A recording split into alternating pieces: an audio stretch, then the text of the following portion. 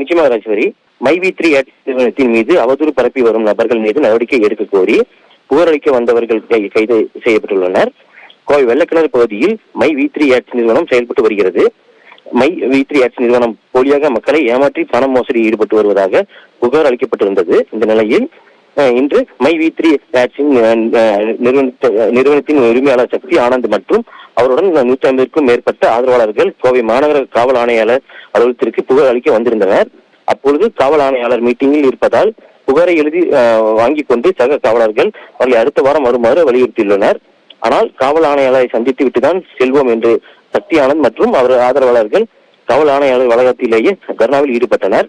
அப்பொழுது காவல்துறையினர் பல முறை வலியுறுத்தியும் கேட்காததால் கோவை காவல் ஆணையாளர் அலுவலகத்தில் இருந்தவர்கள் மைவி3 நிறுவனத்தின் உரிமையாளர் சக்தி ஆனந்த் மற்றும் அவர்களுடன் வந்த 150க்கும் மேற்பட்டோரை கைது செய்து தனியார் திருமண மண்டபத்தில் அழைத்து சென்றுள்ளனர். இதனால் அப்பகுதியில் பெரும் வரவேற்பு ஏற்பட்டு வருகிறது ராஜேஸ்வரி.